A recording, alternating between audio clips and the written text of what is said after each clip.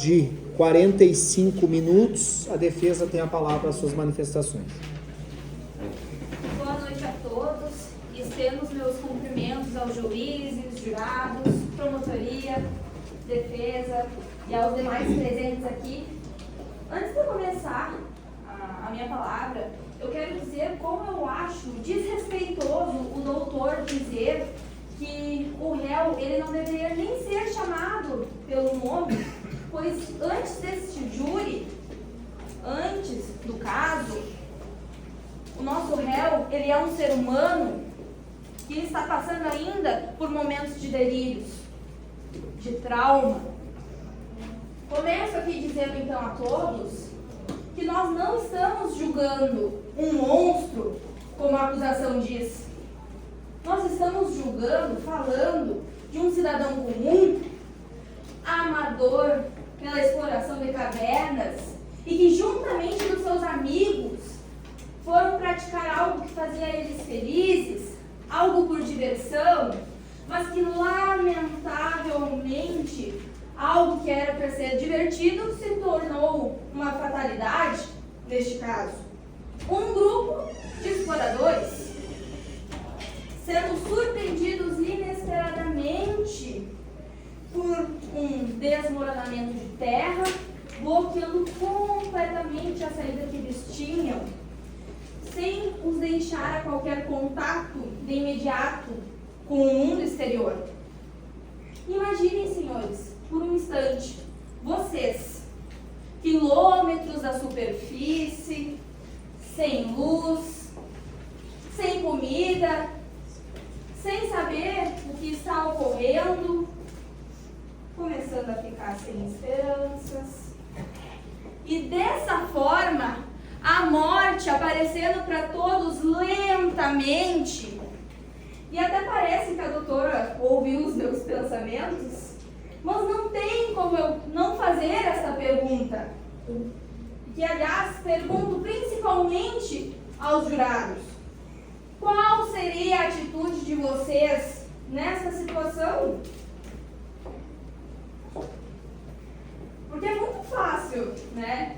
Nós queremos ditar o que é certo, o que é errado, que nem o doutor nos trouxe, ele estando engravatado, de terninho, arrumadinho, com bigode feito, né, doutor? Excelência, sou eu o julgado? Que eu saiba, ainda não é momento Sou eu de o falar. julgado? Que eu saiba, ainda não é momento de falar. Só está fazendo referência em mim. Não, isso não é você. Não fiz referência em mim. Vamos dar você. É muito fácil a gente estar ditando o que é certo, o que é errado, quando a gente está em nossa zona de conforto.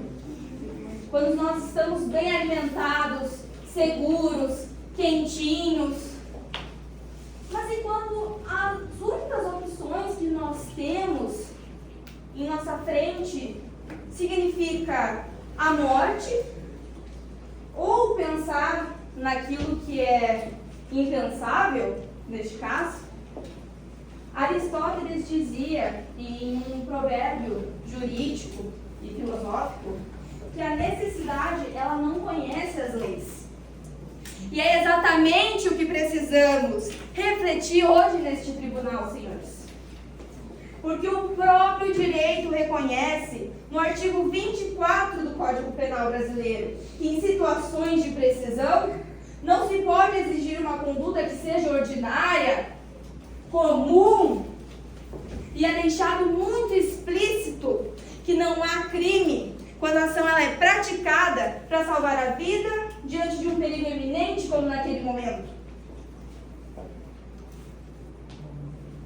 Senhores, naqueles dias não existia liberdade de escolha entre eles. Existia a necessidade de se manter vivo. E hoje a Defensoria não vem aqui pedir aplausos, só ditar leis, a justiça. Nós queremos a compreensão de todos que estão aqui dentro, pois antes do nosso explorador se tornar réu deste caso, o nosso explorador ele foi vítima de uma tragédia, de um abandono do Estado, aliás, que os deixaram 32 dias presos dentro da caverna, senhores. Deste modo, então, encerro aqui as minhas falas. Dou o passo, então, ao Dr. Lucas. Muito obrigada a todos e espero que reflitam bem. Quero, primeiramente, dar boa noite a todos, excelentíssimos juízes, jurados, colegas da acusação, colegas de defesa. Eu quero começar a minha fala com uma pergunta. Até onde termina a lei humana, a lei dos homens, e começa o instinto de sobrevivência que Deus nos deu? Eu quero também expressar outra pergunta para os senhores. O que fazer quando a única coisa a se fazer para preservar a nossa vida vamos dizer assim, aceitar a perda do outro? Senhores, pelo amor de Deus, vem aqui a acusação, traz para nós uma questão onde o réu que está aqui, ele estava 32 dias numa caverna. Ele não estava andando na rua, pegou uma pistola e deu um tiro para cima, que nem a acusação trouxe. E vamos mais longe. É certo exigir de uma pessoa que estava 32 dias dentro de uma caverna, sem direito a sono, sem direito a conforto, sem direito a comida, a alimento. É muito fácil nós aqui, com frieza, tomarmos uma decisão friamente, porque estamos aqui todos nós muito bem vestidos, com a nossa sanidade mental em dia, nós todos aqui quentes, bem acolchoados, bem arrumados, bonitos, cheirosos. Exigir a sanidade mental de uma pessoa que ficou 32 dias dentro de uma caverna, com pouco contato, com pouca comida. Exigir esse tipo de contato, exigir esse tipo de certeza dele. Exigir que uma pessoa venha aqui, seja interrogada, seja acusada com uma frieza dessa. Vamos se colocar no lugar deles. Jurados, se fosse vocês, se fosse o filho de vocês que estivesse sentado no banco do réu ali, sem sanidade mental, para expressar o que realmente aconteceu dentro daquela caverna, porque nós não sabemos o que aconteceu, mas ele sabe porque ele viveu lá. Ele estava lá, ficou 32 dias esperando o alecrim dourado aparecer lá para tentar tirar ele de dentro de lá. Ele agiu em extremo estado de necessidade e querer colocar esse homem que lutou pela sua vida, como a acusação disse que o maior bem é a vida, ele tem também vida, ele lutou pela sua vida. Se a vítima também tinha direito, ele também tem direito, ele lutou pela vida dele. Outra, quem deu a ideia de colocar a sua vida na mão de dados, na mão da sorte, foi a própria vítima, não foi ele. Aí querer dizer que esse homem tem que estar no mesmo lugar de pessoas que cometeram crimes horríveis, como feminicídio e outros crimes piores, uma pessoa que estava ali simplesmente foi vítima de uma tragédia também, porque eles não tinham a capacidade de imaginar que eles iriam ser passados por isso tudo, ia cair sobre eles um monte de rochas.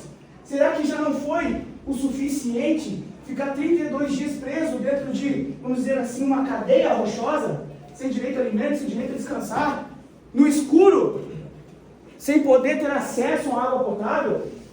Eles iam tomar o quê? Eles iam comer o quê? Pensem, se coloquem no lugar deles.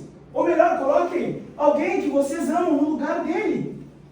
E pensem, lutar pela sua vida, condenar esse homem, é a mesma coisa de chegar para ele e dizer assim, ó, sabe o que tu tinha que ter feito? Tinha que cruzar os braços e esperar a morte chegar para ti. É mais fácil tirar de lá 2 corpos mortos ou um morto com vida.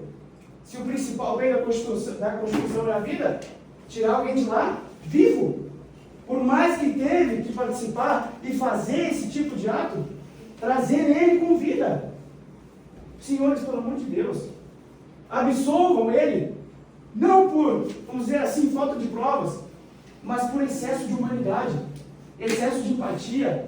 Se coloquem no lugar dele e pensem, 32 dias dentro de uma caverna. É muito fácil falarmos aqui, que ele fez um ato, meu Deus, horrorizado, ficar horrorizado com o que a acusação trouxe. Meu Deus do céu, ele é um assassino, ele é isso, ele é aquilo.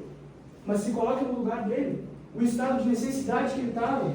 E é justo, depois de ficar 32 dias trancado dentro de uma caverna rochosa, dentro de uma caverna rochosa, dentro de uma cadeira rochosa, agora colocar ele junto com pessoas que cometeram crimes horríveis, como feminicídio, abuso de menores, no mesmo lugar, uma pessoa sobrevivente de uma tragédia, eu deixo essa incógnita para vocês, senhores. Absolvam ele, não por falta de provas, mas sim por excesso de humanidade e empatia. Se coloque no lugar deles, faço dessas palavras e chamo agora a doutora Ana. Muito obrigado. Boa noite, cumprimento a todos presentes. E complementando a fala do meu colega Lucas, humanidade é o que a gente vem pedir aqui, essa noite. A utilidade, que nada mais é do que se colocar no lugar do outro. Imagine-se no lugar desse homem, presos em uma caverna, sem comida, sem água, com a morte ali, na frente dele. Ele só estava esperando a morte. Vocês conseguem se imaginar? Esse homem, ele não se colocou lá nesse lugar. Ele foi colocado lá. As circunstâncias levaram esse homem para esse lugar. Ele não queria matar, ele não queria. Ele lutou para sobreviver. Como já foi dito aqui, hoje vocês aqui representam a comunidade. O voto de vocês representa o voto da comunidade. E consta aqui nos autos do processo, foi feita uma pesquisa com a comunidade e mais de 90% da comunidade quer esse homem livre. É isso que a comunidade quer. E volto a dizer, a comunidade, hoje aqui, quem representa são vocês. E a pergunta que vai ecoar hoje aqui, pela defesa nesse tribunal, é a seguinte: o que vocês fariam no lugar desse homem? O que vocês fariam num lugar inóspito, insalubre, desumano? Porque ele não estava aqui numa sala, sentado como nós, com ar-condicionado. Ele estava preso, como disse os meus colegas, há 32 dias nesse ambiente. Hoje a justiça não pode seguir o positivismo e a letra fria da lei, porque a gente está diante de uma tragédia. Nós não estamos diante da lei.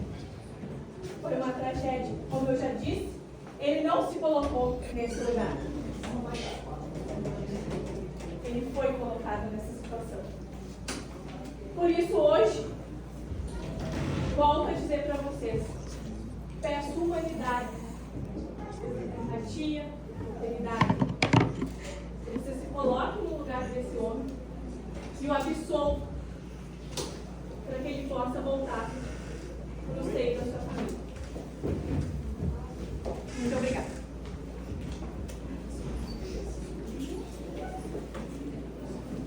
Boa noite a todos aqui presentes. Roger e seu companheiro, após 23 dias preso dentro da caverna, recebem a notícia do médico que, infelizmente, a única maneira de sobreviverem ao desastre era um deles se sacrificando para salvar o outro. Assim, desesperados e com medo da morte, não tinham mais nenhuma esperança de rever suas famílias, seus amigos, até a luz do sol outra vez. Mas Roger, corajosamente, tomou uma atitude, tomou uma decisão que ninguém tomou naquele momento, apenas ele, de jogar na sorte, jogar nos dados, quem se salvaria e quem se sacrificaria. Dessa forma, usando a teoria dos jogos, o equilíbrio de Nash, que diz que o certo é fazer o que é melhor para si e para o grupo, simultaneamente, pensando no coletivo e não somente no individual. Assim, para o nosso réu, não restou outra opção. Ele não tinha discernimento para pensar em outra coisa, a não ser a ideia de Roger, e se apoiar nela. Mas como todos sabem, Roger veio a beber dos dados. Mas ele não pode ser lembrado como um azarado, como um perdedor, que não teve sorte nos dados, e sim como um herói, que sacrificou a sua vida para salvar a de seus companheiros. Assim como para os cristãos, Jesus sacrificou na cruz para salvar a humanidade. Agradeço a presença de todos. Passo a palavra ao meu colega. Uma boa noite a todos, aos juízes, aos colegas da defesa, jurados, colegas da acusação, colegas da defesa. Não estamos diante de uma situação comum. Os acusados estavam em uma situação extrema, sem alimentos, isolados, passando por uma situação drástica, um sofrimento físico e psicológico intenso diante de um risco real de morte. Nessas condições, não se pode exigir o mesmo discernimento de uma pessoa em situação normal. A lei, os senhores, não podem cobrar o impossível. Além disso, eles só chegaram a esse ponto porque o socorro demorou. Houve uma falha externa, uma falha do Estado, que contribuiu diretamente para esse desfecho. Não é justo atribuir somente aos acusados o peso dessa tragédia. Assim encerro minha fala.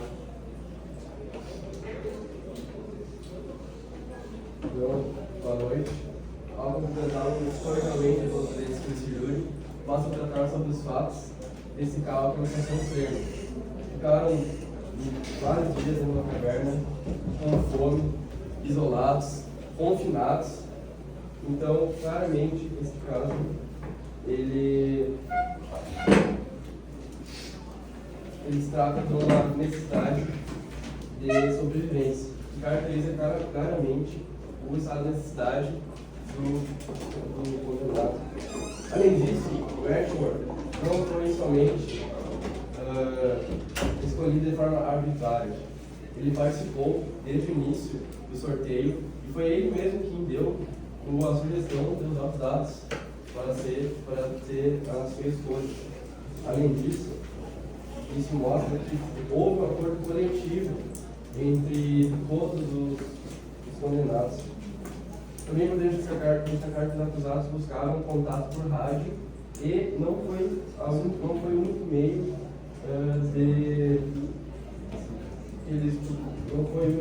que eles buscaram para tomar uma decisão. Antes, demonstraram que procuraram alternativas e só agiram quando perceberam que não havia nenhuma outra saída diante desses fatos. Portanto, junto com meus colegas de defesa, eu fico claro que não houve um crime bonito, mas sim uma decisão extrema para preservar a própria vida. Por isso, a defesa quer a absolvição dos acusados. Obrigado. Boa noite a todos. Promotoria, colega de defesa, juiz, jurados. Bom, eu gostaria de começar falando sobre o réu que passou 32 dias na caverna, onde o clima não é muito agradável, está em pânico, e ele pode ter tido desmaios também, mas pela falta de nutrição ou pelo estresse daquela situação, e que pode ter esquecido ou estava em desmaio na hora que foi tida a comunicação com o rádio, em que falaram com o médico, perguntando sobre quanto tempo mais demoraria para ser retirado do local e sobre a situação de se alimentar de um colega. Eles gostaria de deixar claro que eles não perguntaram apenas para o médico, eles perguntaram também para outros grupos, de engenheiros, de médicos ali, porém foram negligenciados, pois ninguém teve essa coragem de responder tal pergunta, o que poderia o que é razoável, já que é uma situação que ninguém se espera passar ou responder essa pergunta.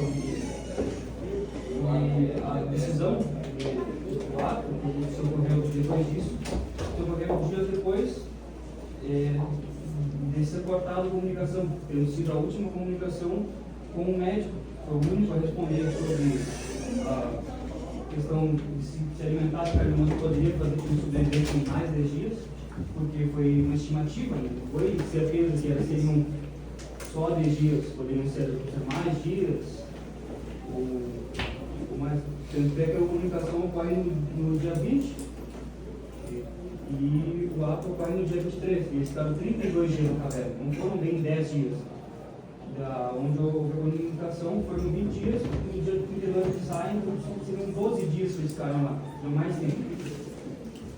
Eu gostaria de perguntar nessa situação, e novamente perguntar o que os colegas de defesa falaram sobre o que eles fariam na situação, embora seja uma situação bem complicada de se responder, porque ele mesmo parece que não está se lembrando, ou fugir por um trauma, por ter sido passado por essa situação de ter ainda passado pela fome, um lugar escuro, úmido, um lugar de esperar por poucos dias, e ainda tem cometer esse ato tão cruel com um amigo dele, um colega de exploração. Deixo vocês com essa pergunta, pensem bem, porque não é uma situação muito ímpar que aconteceu com ele. Deixo vocês com essa pergunta. E realmente vocês fariam, já que é uma situação complicada. Obrigado. Boa noite a todos, aqui presentes. Eu começo falando sobre o básico da equidade. Quando a lei nem sempre representa a verdadeira justiça. O que a gente tem de fato é que desmoronou a caverna, e ao desmoronar a caverna, todo mundo se separou daquela sociedade. A situação, a fome, a dor, os dias, tudo que passou lá, criou-se um novo modo de natureza, e eles tiveram que jogar um novo e infeliz jogo, mas que foi a única chance deles sobreviverem. Eles fizeram um novo pacto social entre eles, escolheram via sorteio e, infelizmente, alguns se sacrificariam para poder todos salvar. Então, eu pergunto para vocês, seria melhor hoje todos estarem mortos ou a gente estar exaltando o herói que se sacrificou para deixar todos vivos? Boa noite.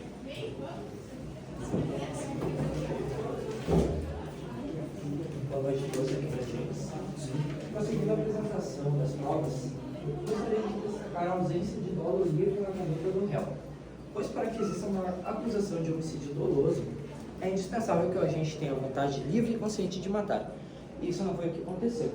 O acusado estava submetido a uma situação extrema, sem água, com alimentação precária e privação de sono. Condições básicas cuja ausência provoca alterações de humor, ansiedade e estresse, elevando os níveis de cortisol e comprometendo funções cognitivas essenciais, como julgamento, controle emocional e tomada de decisões. Diante disso, fica evidente que o agente não agiu por vontade livre e consciente, mas sob pressão extrema, física e psicológica. Então, sem vontade livre, não há dolo. Obrigado a todos.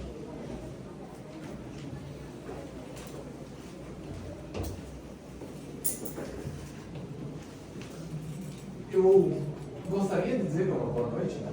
Para poder dizer que eu estou perante ao excelentíssimo juízes, meus colegas de defesa, jurados e colegas de acusação que acabaram por profundamente me desapontar.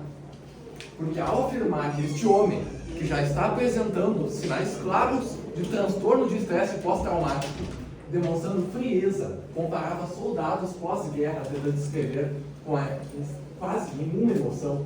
Eu vi pessoas morrerem. Esse homem precisou dizer que ele precisou comer pessoas para sair vivo.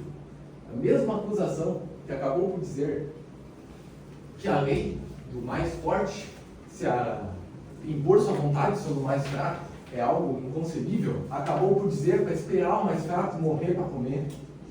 Foi o que eu ouvi vendo essa acusação.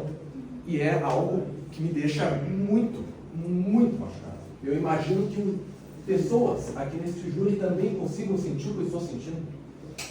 Já falaram, o que é que você faria nessa situação? Eu, ao menos, imagino que vocês também não iriam ficar passivamente esperando a morte para ter o corpo devorado por outra pessoa.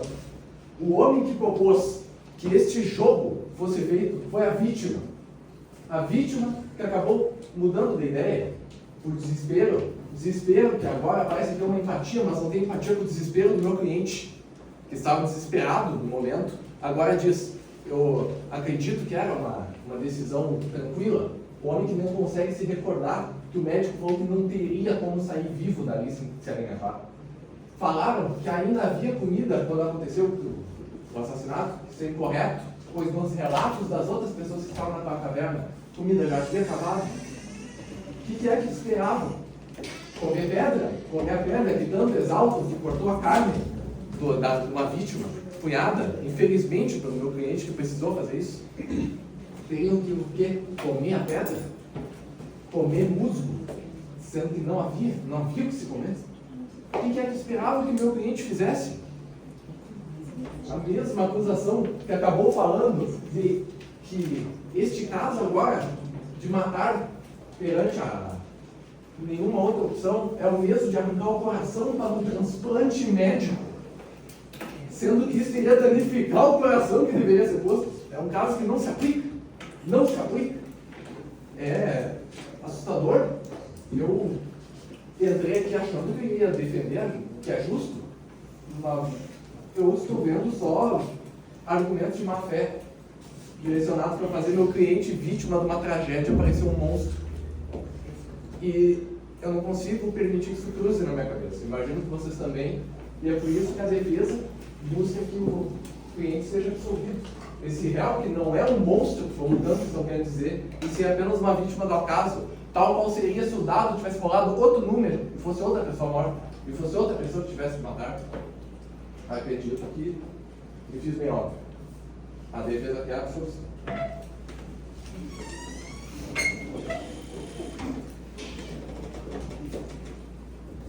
Excelentíssimos senhores juízes, nobres colegas, senhoras e senhores jurados, público presente, e dirijo-me também ao réu que é julgado essa noite.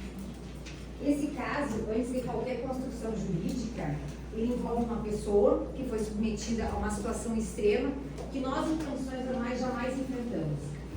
E é por isso que o direito ele não se limita a aplicar regras de forma automática. O direito prevê em lei respostas específicas a casos extremos, porque a realidade é que vai impor o que a gente pode cobrar do ser humano. E é justamente nesse contexto que se enquadra o estado de necessidade, uma previsão legal expressa através do artigo 24 do nosso Código Penal. E é esse o fundamento onde se apoia a defesa nesse julgamento. A lei é clara. Não há crime quando alguém pratica um fato para defender um bem jurídico como a própria vida. É um perigo que ele não provocou e que não tinha como ser evitado. E depois de ouvir as provas, essa questão fica ainda mais evidente.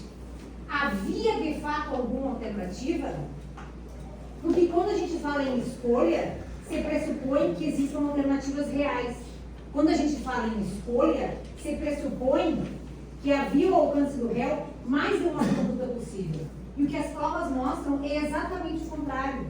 As alternativas foram sendo eliminadas pelas próprias circunstâncias. Não restou ao alcance do réu uma conduta que preservasse a vida sem aquele desfecho. Se nada fosse feito, ambos morreriam. Esse é um fato cruel e difícil de reconhecer, mas é necessário que se reconheça, porque não basta a gente imaginar uma atitude possível. Era necessário que ela fosse possível naquela realidade vivida pelo réu, e não era. O réu não escolheu entre o certo e o errado em condições normais. Ele não optou entre cenários confortáveis. O réu não teve liberdade plena de escolha. Ele agiu quando não havia mais nenhuma alternativa. E isso não é um mero detalhe. Isso é o centro do caso que os senhores estão julgando hoje. A situação era crítica. O réu estava preso, sob risco de morte, um perigo que ele não escolheu, que ele não provocou, não havia rota de fuga, não havia possibilidade de resgate em tempo hábil, conforme lhes foi informado, não havia mantimento suficiente. O réu foi colocado diante do seu limite. E o direito reconhece esse limite. O direito não cobra do ser humano comportamentos impossíveis. Ele não impõe que alguém aja em circunstâncias que não existam na prática. Essa é a diferença entre o imaginável e o realmente possível. E é isso que deve nortear a decisão de vocês nessa noite. Porque mais do que julgar o feito praticado pelo réu, é necessário compreender o que se poderia poderia fazer naquela situação. É razoável exigir do réu que ele aguardasse a própria morte de forma passiva? E é através desse ponto, da ausência concreta de alternativas, que a defesa prossegue comprovando o estado de necessidade. Passo a palavra ao meu colega.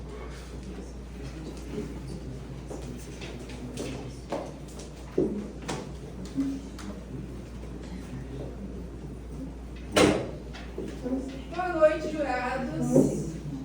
Boa noite aos meus colegas da defesa, aos meus colegas da acusação. Bom, senhores jurados, hoje estamos diante de um caso, vamos falar sobre dele, sobre o rompimento de valores para sobrevivência, da dignidade levada ao limite, do comportamento humano em situações extremas.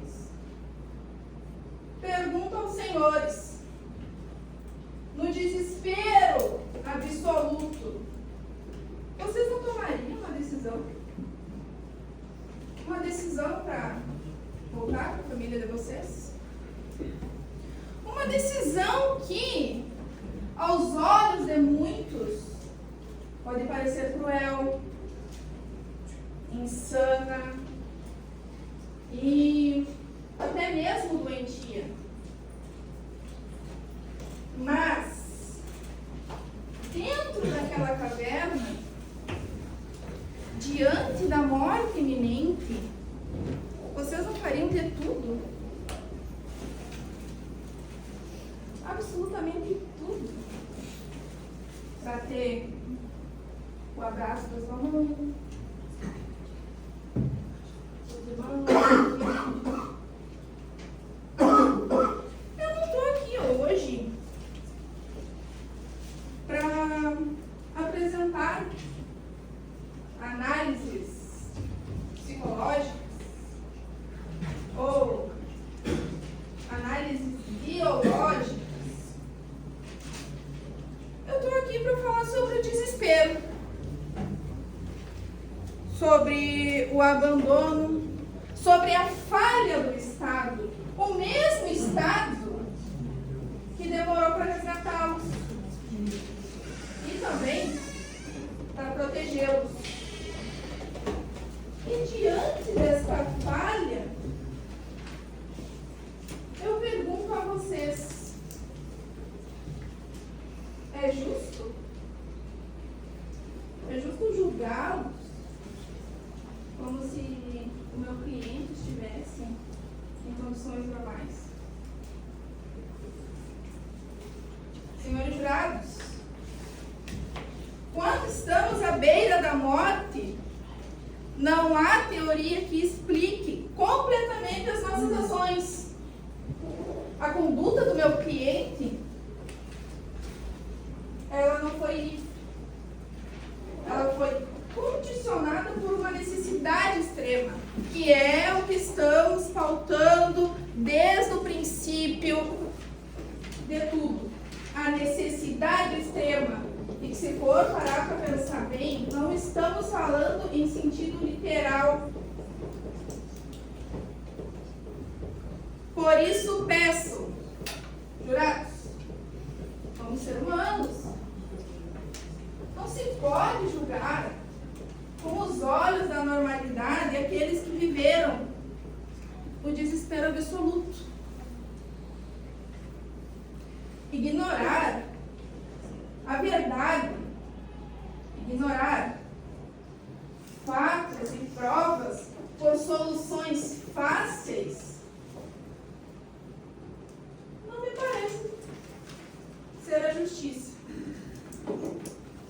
E se for essa justiça que a acusação está trazendo aqui hoje, bom, então, infelizmente, até aqui, eu estudei a justiça errada. Passo a palavra ao meu colega.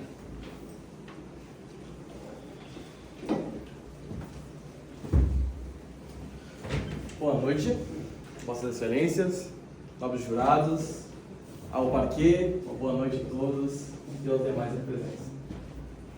Diante desse cenário, eu gostaria de lembrar aos senhores jurados que, de acordo com o artigo 5, do inciso 38 da Constituição Federal, que institui o Tribunal do Júri para que desse cidadão julgado tenha a oportunidade de ser julgado pelos seus semelhantes.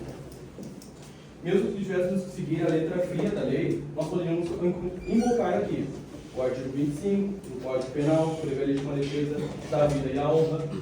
Poderíamos invocar também que o réu agiu em violenta emoção, que é previsto no artigo 65 do Código Penal, em extrema necessidade, que está contido no artigo 24 do Código Penal.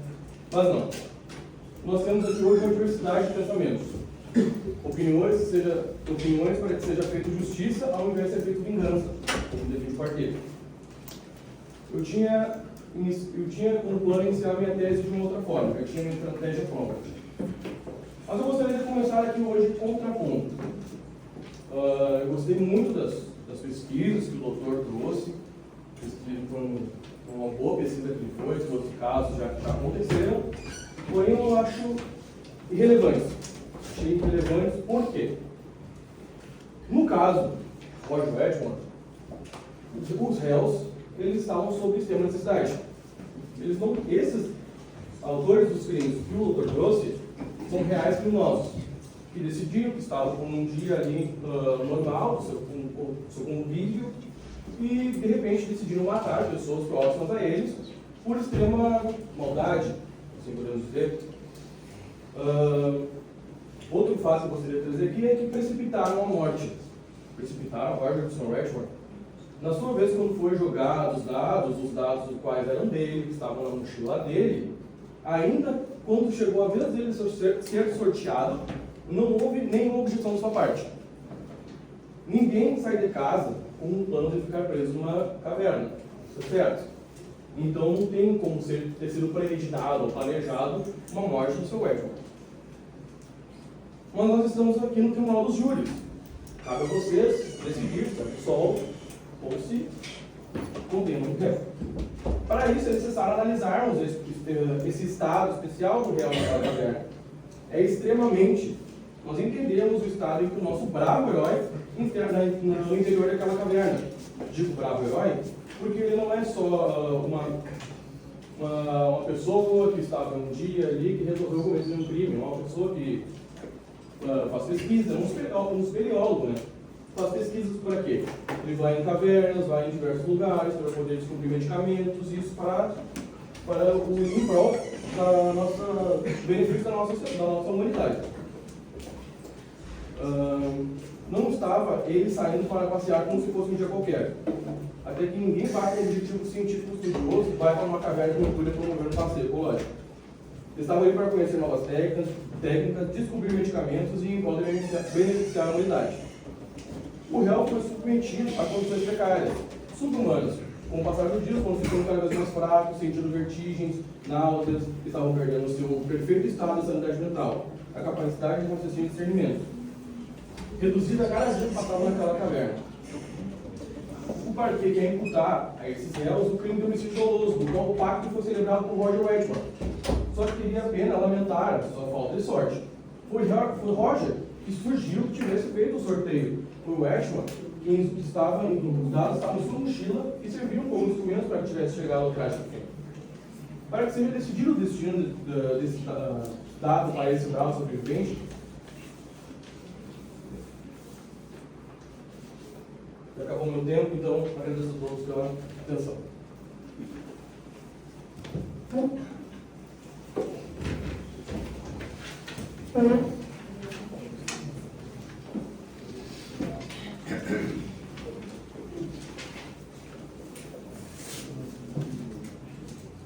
Cumprimento os senhores juízes, aos jurados, nossos colegas. E eu tinha também preparado um belo discurso, mas meus colegas já fizeram boa parte disso, diferente da acusação que veio com mentiras e querendo implantar na cabeça de vocês que é tudo uma réu.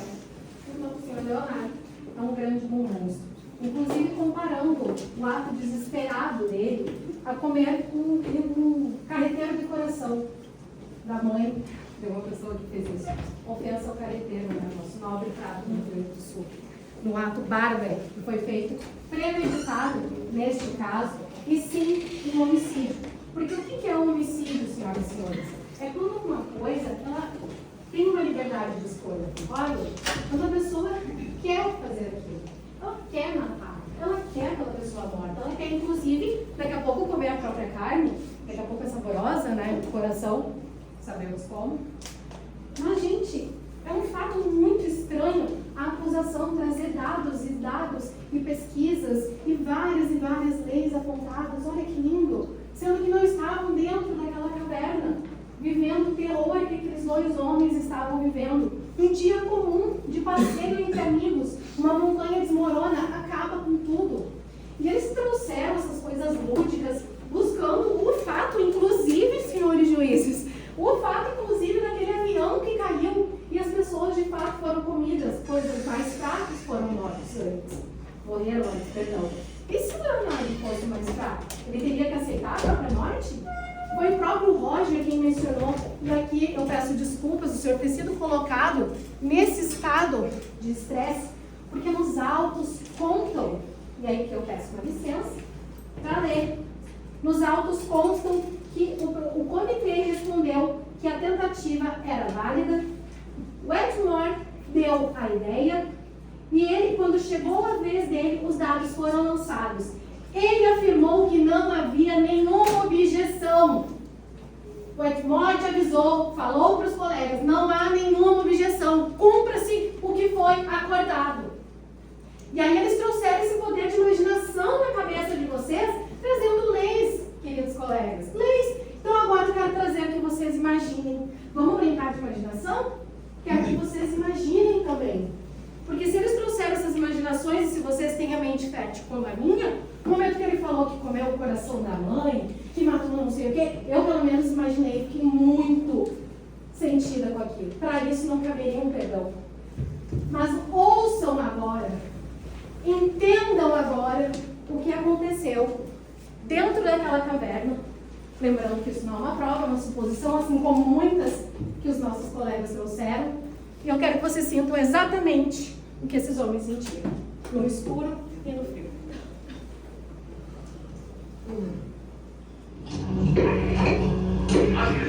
Obras aqui contêm um forte diálogo. O último registro de Roger Whitman ainda vivo num diálogo com o paramédico-chefe responsável pelo restante dos exploradores. Alô? Alguém me escuta? Aqui é o médico. Objeção, magistrado. Não é prova de suposição, não está na sala de fala. Você tem que estar nos autos. Foi apresentado, não está na sala de fala. Não está apresentado. Senhor, Excelência, por favor. Não foi apresentado para nós. Foi autorizado, isso não é uma prova. Calma. Isso não é uma prova. Não foi apresentado. Isso aí. Calma que será decidido. A acusação já apresentou a manifestação, a defesa está apresentando sobre o que foi argumentado pela acusação, assim como foi feita leitura de julgados que também não se encontravam nos autos, por uma questão de paridade de armas, a defesa tem autorização para a utilização. Obrigada. Leiam as leis, senhores. Vocês estão fazendo tudo errado.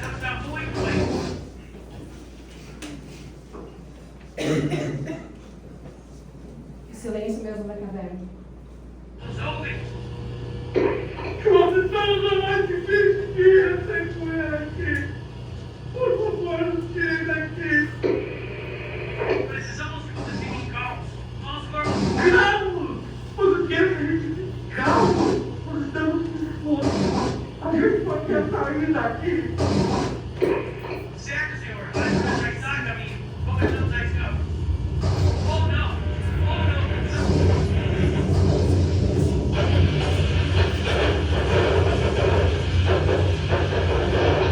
Neste momento, houve mais um desmoronamento, deixando 10 mortos da equipe de resgate. Após algum tempo, o paramédico consegue restabelecer a frequência do rádio com a equipe de exploradores.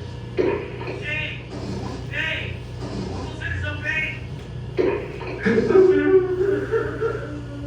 Por favor, tirem a gente daqui. Pelo amor de Deus. 30 segundos. Esses